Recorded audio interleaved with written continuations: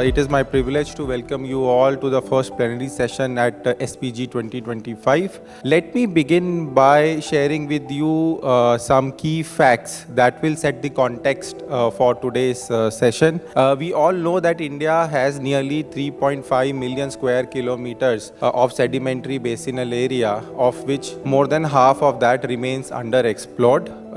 In 2022, government released close to 1 million square kilometers of no-goes area for exploration.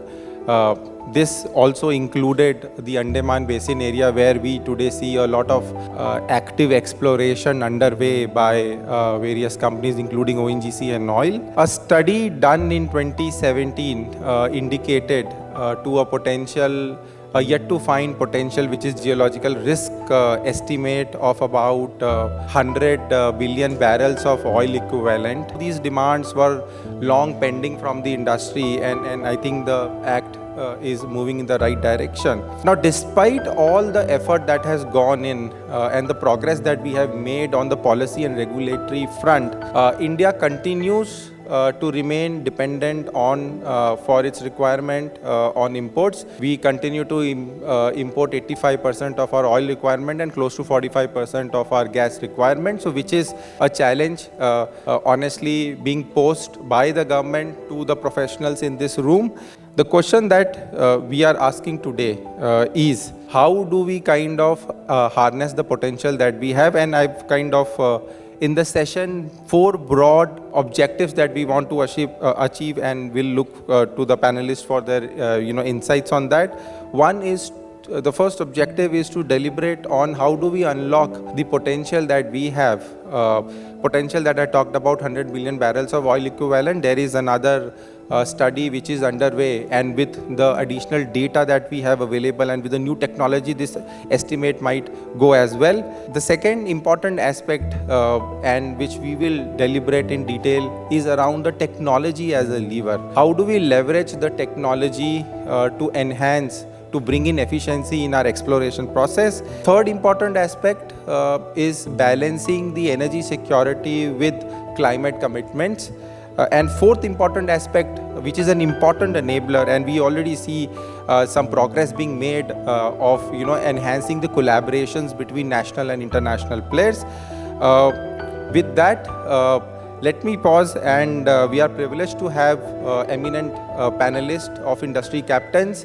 All of them come with deep perspectives, candid and bold views, and I hope the audiences here will benefit from their perspectives. Let me pause there and let begin with the first round of discussion. And the first round of discussion will keep it broad perspectives and strategies on the potential and challenges. Let me come to you, Mr. Singh. ONGC has been at the forefront of India's exploration E&P evolution.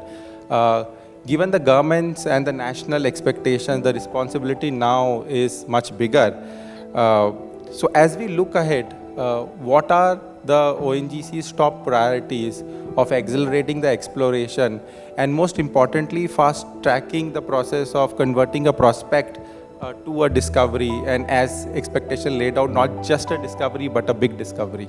First question itself, covering entire universe, but I'll try to be short.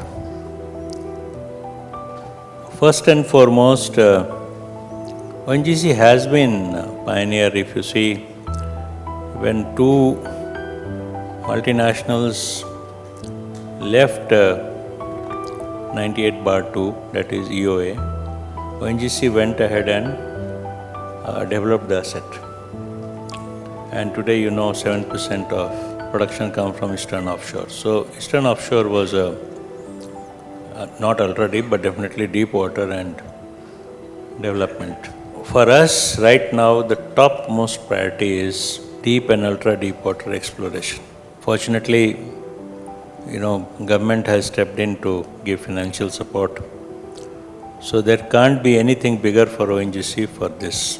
De-risking is something that is still eluding us. So one of the topmost priority within that topmost priority is to how de-risk as much as we can. We have a limitation, but how much we can do in our relentless pursuit for a big discovery, big commercial discovery. One other thing which is bothering us is that developmental activity had all these 40, 50 years, if you track ONGC's numbers, had accuracy of around 95%. But some area of ONGC is also teaching us that even in developmental accuracy, activity may have some risk. And that risk we need to minimize. For that, our people have done a wonderful job. In fact, AI in developmental wells, particularly, and accuracy is right now is at 98-99%. Definitely, the technology is helping us in figuring out things. So, if you ask me, two things that matter most is, you asked already, is our speed and accuracy both. And ONGC should be proud of what it has done. But most of the time, nature's law is when you become big, you become complacent. So, smaller the organization, agility is highest. It provides a stability, but stability is also the cause of death.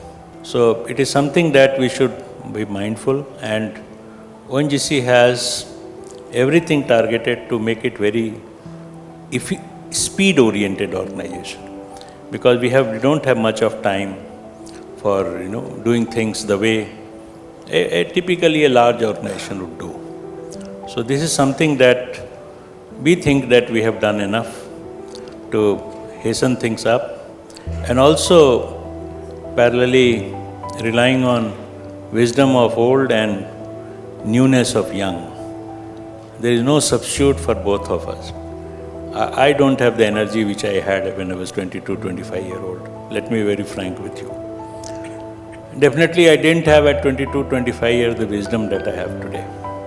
Probably in this age I can share more wisdom and less newness. Let the newness be occupied by new people, and wisdom and experience be shared by old people. If somebody in old age having a newness as well, sone pe suhaga. Thank you. Thank you so much. I think three important points that you made, sir. One that, and not just for ONGC, but for the nation at large, is to bring in the deep and ultra deep water focus in our exploration, because that is where data shows that we have huge potential. De-risking exploration, safeguarding not just investors' money, but now even government's money, and focus on probability of success, and which is where data and new technologies come in play. Moving on and coming to you, Dr. Rath, and in fact, let me just begin by congratulating for some initial signs of success in Andaman Basin in Vijayapuram too.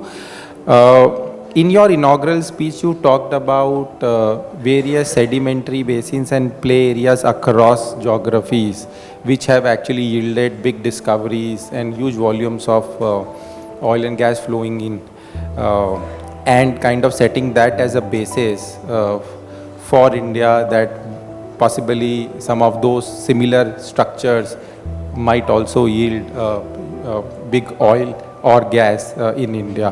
What do you think we are doing, what we should do, and also what we are not doing right to capture this potential? I'll not tell what we are not doing right. I'll tell that what we should do, because this is a subject or this is a science where you really don't know, because it's not a definitive science. As far as the learning curve is concerned, what I covered, Vivek, in my address, is that you learn from successes of other common fields. In a similar manner, when we look at our onshore basins, when we carried out exploration, say in 60s, 70s, 80s, and of course we had the biggest discovery in form of Bombay High, all that is fine. The past laurel is okay.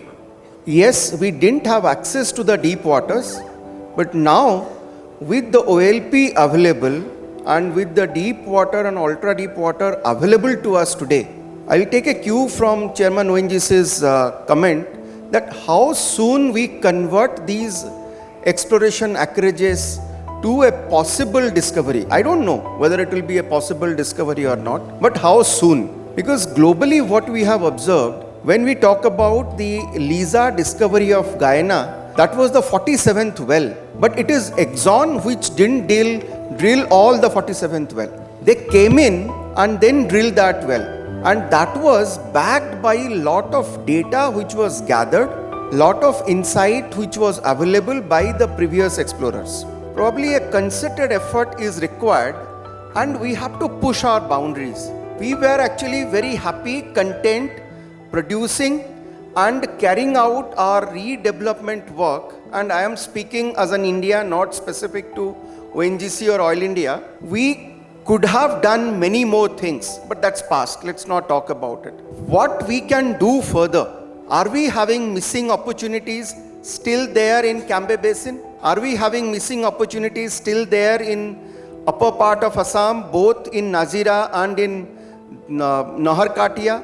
One more thing which probably I'm not sure whether we need to explore, but we need to necessarily explore, because there is a connotation. We cannot undertake enhanced exploration with the same philosophy, which Secretary Petroleum rightfully said. In mining sector, while we develop mines, we also excavate multiple layers, multiple edits, and we produce from various horizons below the first, second, third.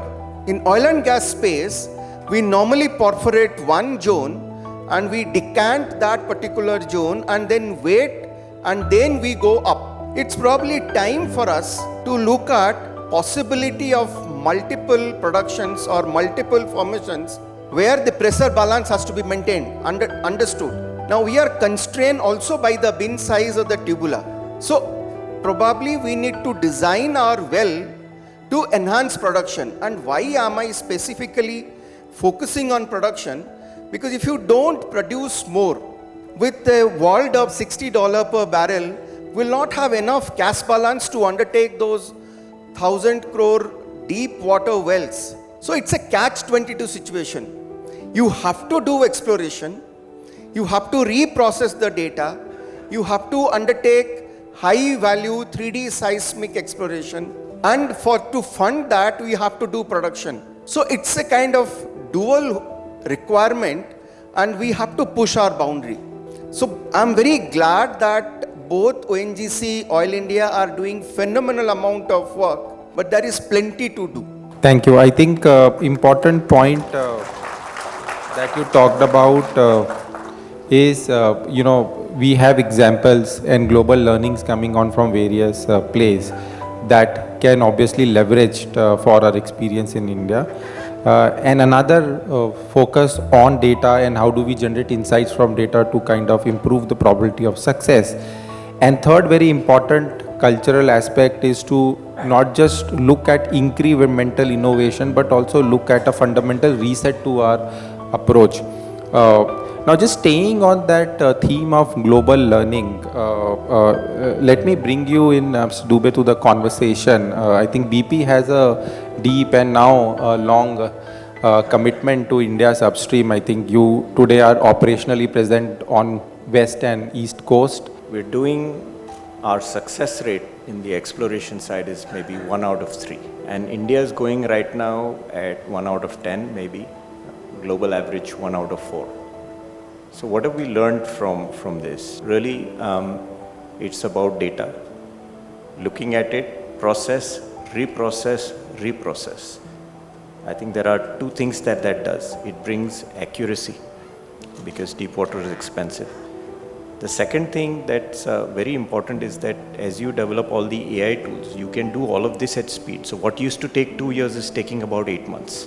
But then the outcome is there clearly to see. And some of these technologies we also applied in our block in the East Coast, which is now producing 1/3 of India's natural gas. So I think for us, that's the first one, which is data. And the technology, including AI, we use Palantir. There are other technologies from Schlumberger and the others. But really, just getting the technology is not enough along with the data. You have to rigorously use it. And you have to use it to crunch the time. So then you achieve accuracy and time. I think that is, what is supporting what has been meant for us. And what it really means is it gives confidence to the company and to people to invest in your company. because without the capital, we cannot monetize all of this, right? So that's, I think, one piece that is there. The second piece is collaborations and partnerships. So the AI companies we work with, we have been working with them from the start, at the time the tools have been developed. It is not something we have bought off the shelf. We have been part of co-creation. So many of the functionalities, the opportunities that are built in, many of them are ultra useful for us and help us get much better value. And that we are seeing, for example, with the options in the wells, where you get so many multiple options, and then it really helps you narrow that the efficiency Chairman ONGC talked about is actually playing out.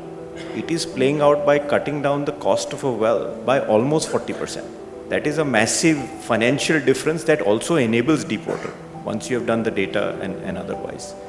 And again, I think some of these is what, as we progress further, we hope to bring to ONGC and the Mumbai High asset. And we are using in KG Basin asset as well. And we hope to work on these stratigraphic wells with the same zeal. So I think the magic that we have discovered, 1 out of 3, Brazil, the answer is not magical. The answer is data, process, reprocess, technology, and partnerships. And then the outcome comes. Now, this is a bit of a roadmap that can take 4 or 5 years of foundational work before you start seeing this 2-year cycle happening, which is again coming back to the acquisition and the national data strategy that is in place. And it's only once you have used this that you further go down 3D, because it costs a lot more. But that's really been our roadmap internationally, and we are bringing that to the best of what we can contribute to everybody in India. And I think also on the capacity building side, we are contributing in this conference, Urja Varta, etc. And we will be working on other initiatives, not only on AI and data, but also on contributing workshops, etc., so that we can bring all the global inputs to all of you and to enable all of you even further. So I think we are quite excited and very energized about the opportunity, and I think that's kind of why we are all in for India. Thank you. Co-creation of AI solutions, I think very important, and particularly in the exploration industries where each basin is very different. Therefore, while functionally some of the solutions might be useful, but eventually there is a need for companies to co-create with startups and innovators and technology providers.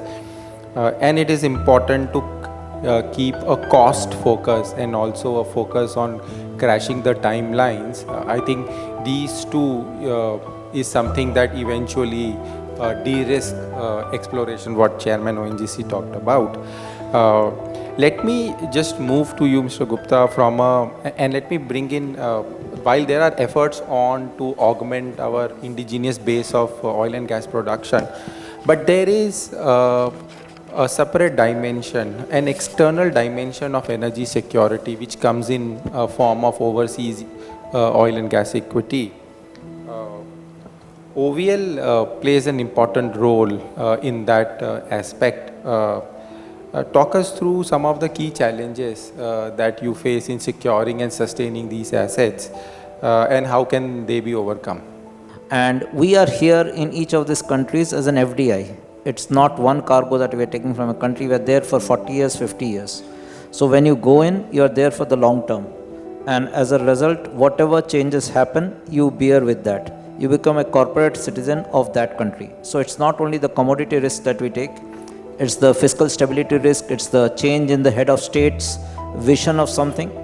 We are in a country where we are now the 5th largest, 6th largest producer. The head of state came with an anti-fossil fuel platform, and the fiscal regime was changed. Our margins has reduced, but we try to make do with that. We are also seeing that increasingly there is a tendency for countries to nationalize their resources, keeping the country first in things that they are doing. And we are seeing that the competition is becoming so intense with the margins being very low, that if you are not cost efficient, if you are not operationally efficient, then you will not be able to make money in the long run. Now, how do we tackle this? This learning of ONGC with us today, it is at 10.2 million ton, the second largest E&P company beyond ONGC. It will grow to 15 million ton in 3 to 5 years with Mozambique and Brazil coming up. So it is now a material company with material presence across the globe. But what we have learned, and these learnings, we heard Chairman ONGC, CMD Oil, we heard Chairman BP India also. The learnings are very clear. When you are doing big, be very sure where we are investing. We are part of a project where they did 3 feeds in parallel with 3 different companies, just to be sure that the development concept is very correct. And they embedded 11 to 12 of their guys in these feed companies for 12 months. Let them also learn. It's not just a consultant doing, it's learning along with them. That was first part. So be very clear before investing where you want to invest. Second we have seen is, don't think very big now. We are part of evaluating a project where offshore discovery, deep water offshore in 1200 meters, discovery to concept to production has happened in 2 years, 1 month. Along with gas monetization, oil and gas both. Incredibly done, but small. They started with 15,000 barrels, they are moving to 25,000 barrels, next 60,000 barrels. But to think too big and not being able to deliver, putting a lot of money in there, sink in the money, long gestation period doesn't help. So first I said that be clear where you want to develop, think small and quick, shorter business cycles, quick monetization routes, and so that your risk is lower. Third, what we have learned is that lessons learned. We were part of another project with a major, wherein after the project, all the people came together and they, for 2 days, they were very vocal about their frustrations or what went wrong. They didn't hide anything under the carpet. The top 3 mistakes and the top 3 learnings were shared immediately across the board with everybody, and they could replicate those successes. So can we replicate the success of Ahmedabad in Assam and Assam in Rajahmundry? That replication of success and avoiding the mistakes that was made in one place, that is something that we have learned from them. Fourth that we are learning is be nimble-footed, be lean, mean, thin. We have a project in Colombia where we are producing about 27,000 barrels with 90 people. 90 people producing asset. Today ONGC Videsh has production, joint operated production from project level of 110,000 barrels. So we are actually involved in production. And this project has 15 of our own people, 75 of the local people, and services are hired, rigs are hired. So if we don't do this, so be clear where you want to have the concept of development, be very clear that you have the right concept of small. Don't think 50 years all the time. Don't think that I will have a profile which sustains for 50 years, because as Setty sir also said, the time is now. Chairman said, ONGC said, time is now.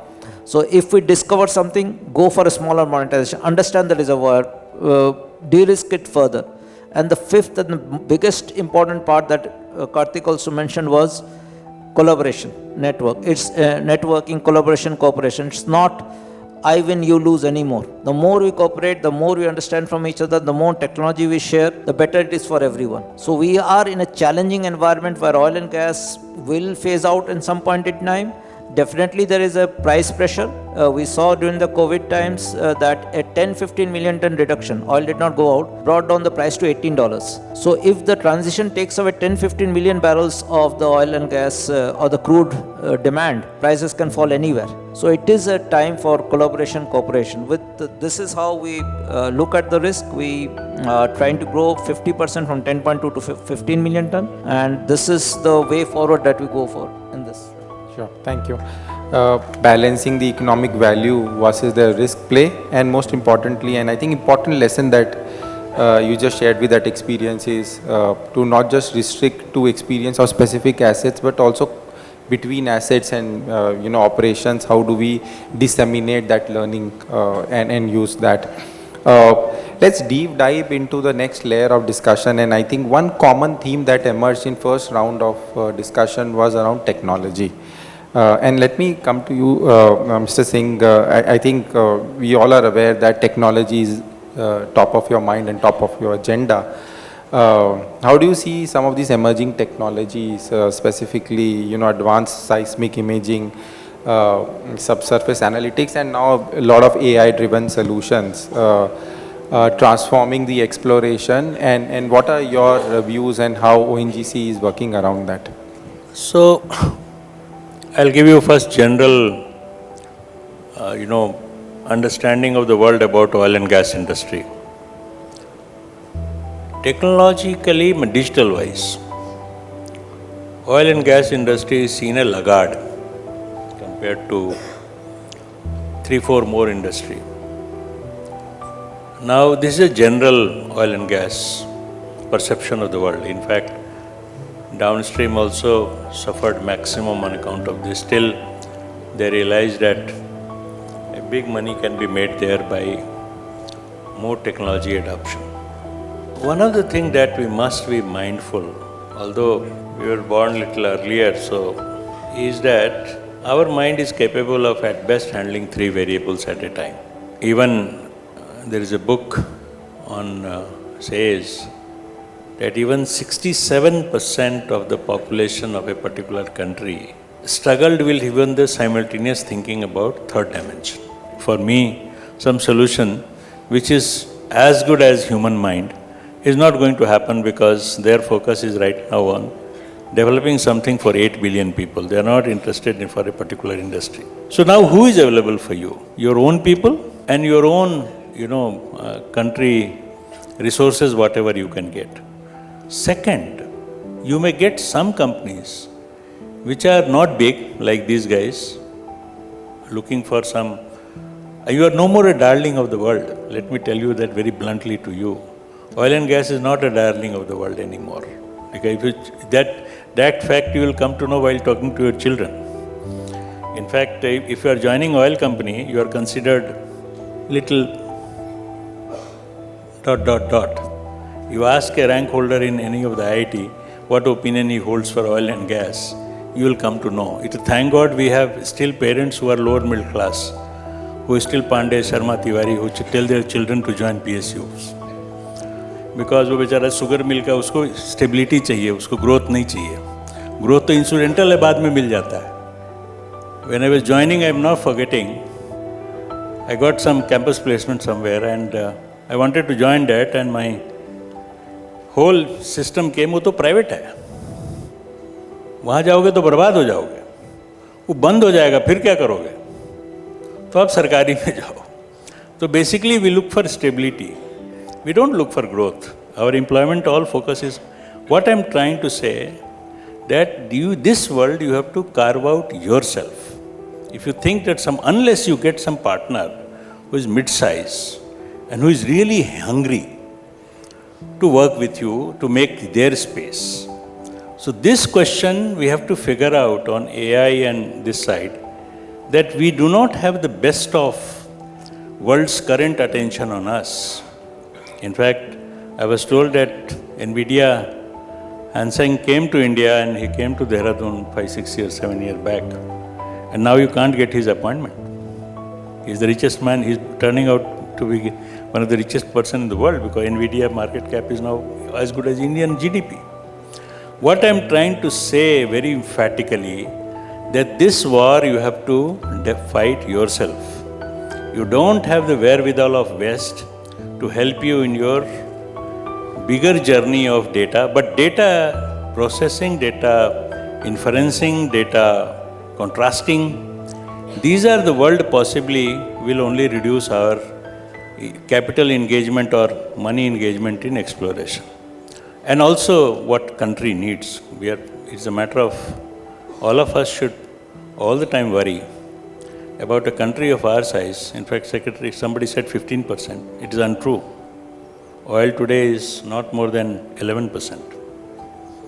Okay, and gas is today 45, 55. Somebody was saying it is now import dependence on gas also is now 55%. Okay, so it is a matter of great concern for all of us that a country of our size will remain energy hungry for at least next 30, 40 years. Has such an abysmal picture of oil production or discovery that we should put our entire... Why you think government came forward to fund you? Because government is feeling it is a strategic area where somebody can choke you tomorrow. And world is becoming unfortunately multipolar. So technology can or should or will. And what is worst, 40% of world technology resources are Indians. 40% of world technology resources are basically people of Indian origin. And as India, we are hungry for this technology and all that. Science, fine, science has come and gone. Science will not change fast. Science takes years to turn. Between Newton and Einstein, there was a gap of 200 years. And Newton held the world for 200 years till Einstein came and said everything is relative. Newton made world believe that everything is absolute. So in fact, Newton is responsible for holding the world for 200 years. Because nobody thought of challenging his thought till Einstein came and said, no, everything is relative. Even gravitational force is relative. So some new thought has to come. Is old enemy of new? Historically, it has happened. So somewhere we should, in technology space, we should keep challenging past. Maybe deriding past. Maybe having contempt for the past. Because that's how Einstein could come with the thought traveling on the beam of light.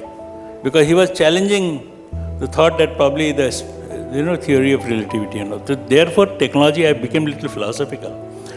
But technology for our kind of people, it doesn't work. Okay? It is basically, it will work with those who are essentially hungry for, you should say that either for, because of the commitment to the world or commitment to the country, or hungry because of their own recognition that they have came, they did something for the world and then went out of the world. So this particularly in our context, why I am spending so much time, that all of us should believe that external help is not much available. And therefore, internally we crack it as much as we take some data scientists, fortunately in our country, has become the biggest source of data scientist provider for world today. Fortunately, a lot of them are India, unfortunately, a lot of them are in offshore. But these people, with your wisdom and experience of past, or can look for some new space. So technology is something that if anybody comes to me for technology, I always devote some time to him because I know that I have authority, but I don't have mind. He may have mind, he may not have authority. Unfortunately, in this world, those जिसके पास authority है उसको मालूम नहीं है, और जिसको मालूम है उसके पास authority नहीं. In fact, unfortunately, this is how world runs. So my invitation to all of you, all geophysicists, that go towards now, science is not going to change. Physics is not changed. In fact, I'll tell you very frank, I went recently to some engineering college and they showed me books. I said, nothing has changed in the last 40 years after I passed out. Still, electrical is BL Thareja and, this physics, thermodynamics is Balani and, kya tha ek mota sa? Still those books are there. Professors are in old world. But these guys, particularly those who are in this neurals, intelligence, data science, they are progressing every day. Every day they are moving up. So now how do we marry conventional world with the new world? Now the position of data scientist, I'm sharing one data with you more. They're leaving company one after another. If their company don't offer him, suppose he has done banking, he asks, now give me insurance. That company tells him, look, Baba, we don't have job for insurance. He said, I am leaving. And most of them are adjacent area, they jump very fast. But that is all about the services sector. They are not coming in oil and gas sector. Unfortunately, public sectorization of heavy public sectorization of oil and gas could be one of the culprit for our country. Restless people only make contribution to the world. Deads are stable, ठीक है, चलता है. That restlessness, you talk to them, 6 of them, I talked to them the other time. Basically, restless. Most stable mind is in the crematorium. There are two sort of concepts.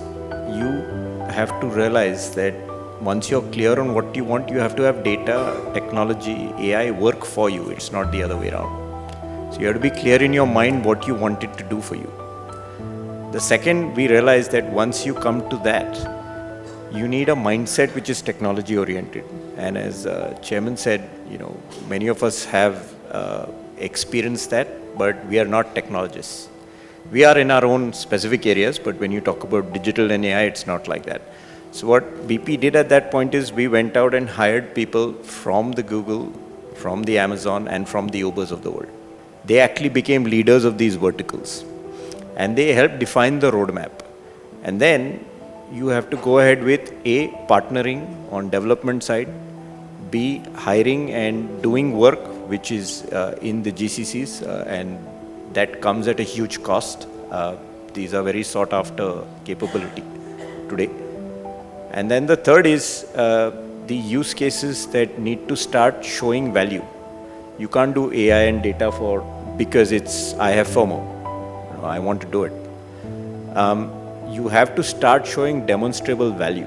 Availability of data scientists is a constraint, and then their engagement in oil and gas space. But then given the fact that we are talking to geophysicists and geoscientists in the room, probably it is time for us to challenge ourselves. I strongly believe that as geoscientists, we have an uncanny ability of a third eye where we reconstruct 3D models and we reconstruct the past settings, geological settings, or we reconstruct the structural framework. So it is actually up to us now to challenge ourselves. Of course, the service providers will bring in the best of the technology, but then if we don't challenge for what we haven't done so far, what globally the best practices are available elsewhere, are we getting stopped to adopt them? If someone is coming on the way of my capability building, probably those are those basic questions we need to ask, because otherwise we are late. As far as specific to Oil India is concerned, yes, we are carrying out Digital Drive 2.0 where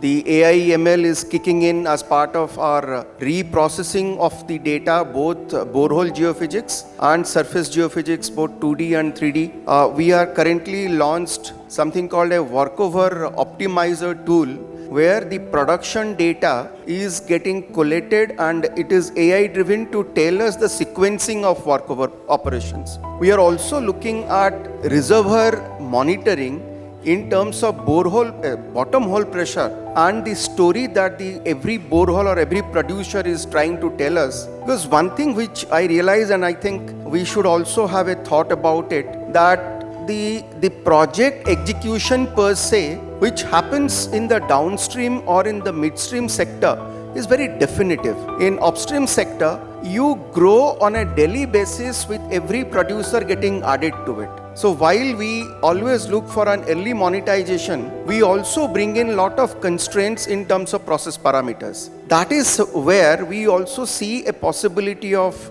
bringing in AI to suggest us with every additional producer, are we having enough bandwidth in terms of the infill pipelines as a minimum, or in terms of the tubulars or the bin size as a minimum. So these are those small incremental work which is actually giving us production growth. As far as the exploration landscape is concerned, recently we concluded or we institutionalized a high performance computing center, which is helping us with additional software capability to undertake both pre-stack and post-stack depth and time migration. And it is very important to reconstruct or reprocess the data, because as we go further, drilling will be more costlier. So as geophysicists in the house, I would call upon that let's spend more time in reprocessing the data and in spending more time in identifying those multi-million-dollar locations. Because whatever you may say, we have been having interactions with the global experts in terms of AI and ML. As far as processing is concerned, it's perfectly fine. When it comes to identifying that one location which would probably convert to discovery, there human mind has to apply. This is where we have to think through, and this is where the wisdom or the third eye should kick in. And all that will happen with a restless attitude. Otherwise, I mean, I will again repeat, it's not crematorium. I say it's a graveyard of comfort. Thank you. I think you brought out an important aspect of HPC, where most of the global companies today are investing their dollars. Before we move on to the concluding theme, and I just want to come to you, Mr. Gupta, an important aspect, and the question for you is, how can we effectively actually use OVL as a channel to bring back the technology and skill-based learning? Because in many of your global operations, you work with multiple NOCs and IOCs, which then also becomes a platform for the organization to get exposed to the best practices, technology, skills. Vivek, I'll do it in two parts because very interesting brainstorming going on. I'll just contribute there a bit later. Sure. So projects that we are handling now and which are very interesting and could be channelized back to India, oil and gas sector. In Brazil, we are working on a project extension of a FPSO and the whole life of the project. And it is being done with the production happening as it is, with minimum downtime that we are planning. In Azerbaijan, with BP, we are working on a biochemical sand control system, which our people have contributed, and they are now going to go as secondees, and that experience can come back. We recently had a team from ONGC which went for a multi-stage hydrofracturing in a very tight reservoir, and that well is producing more than 60 tons per day. So that's a huge achievement. We are also seeing projects where the project standalone is carbon neutral. So the IOCs are not saying that it will be subsidized through some other place, some other thing. So if we conceive a project from day one, it will be carbon neutral. So it gets the green financing, it gets the right green flags to go ahead, and it is then supported by the local government also. Now coming to AI and the debate that's going on, as it is now being said, AI will not take your jobs. It will be people who know AI will take your jobs. So if we don't learn AI, we will not have jobs. It's not AI will take away jobs. And AI, what it's doing, two big things are happening. Chairman referred to that a little bit, is it is removing the experience and the youth difference. Now youth can be as experienced as a 25, 30-year-old in 5 to 10 years. If they apply themselves, they can become. And they are coming up. We have to give them that control or that responsibility. In ONGC, in the 80s, 90s also, we had E3s as sectional head, E5s as project head, E7 as regional directors. And now we have nowhere below EDs. And the young people get stifled. And the percolation from the top to bottom, I am speaking across organizations now, doesn't happen. So the ideas get stifled. So we in ONGC Videsh, what we are seeing is, if I can give a section head to an E3, E4, I get better ideas. I get something new, something which is not business as usual. We have some time left before, and I just wanted to open the forum for audiences. We have such a valuable forum panel here, and wanted to give some opportunity to the forum to ask questions. But before we go that, just one last concluding round and your closing remarks. And one aspect which we could not discuss in detail was around partnerships. A lot of challenges that we discussed. And I think we've heard views that in today's world, doing things on standalone basis is imaginary. You need partners, you need internal partners, you need external partners. So maybe in your concluding remarks, would want you to talk about just few summary points and also views on partnership. Maybe we go with you first, Mr. Singh. When complexity is more, interdependence goes up. And you notice that is showing up in Nobel Prizes also now. Gone are the days when Nobel Prize would go to one person. Now you'll find every subject Nobel Prize goes to 2, 3, like that. The point I'm trying to make is that here again, the same principle of openness and collaboration. if I don't know something, I shouldn't mind partnering with someone who knows. Maybe in one day, if you have attitude and curiosity to grow, you would become maybe better than him with whom you have collaborated. So in this world, possibly, innovation also has become a prey to collaboration. Innovation, all these years we were taught that if you want to be innovative, be alone, be in a lab, and don't share anything with anybody. But now look at what is happening in the world. Even scientists' space has become highly collaborative, very, very collaborative. So that's what I'm trying to say, that collaboration, you see that we partnered with BP for our TSP despite all the odds, with the simple reason that if nothing works, our guys will be better informed. At least organization will have a better capability, at least something will rub us, each other. ONGC system may rub BP system, and BP system also can rub us. So point I am trying to make, same thing is true for deep water today. Deep water, in fact, or ultra deep water, both. Somebody is ahead of us. There is no harm in accepting somebody ahead of us.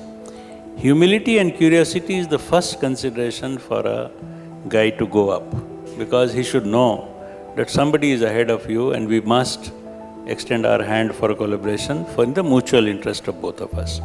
One last thing I want to say is that collaboration in the complex world, you should know as much you should know, like what I told you internally, allow people to interact horizontally.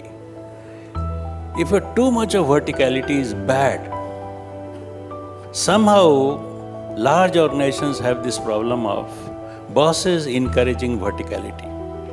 That is the biggest damage they can do to the system. Let all people interact with each other. Nothing is going to fall if I am not informed. There are many things in life we are not informed about, things happen.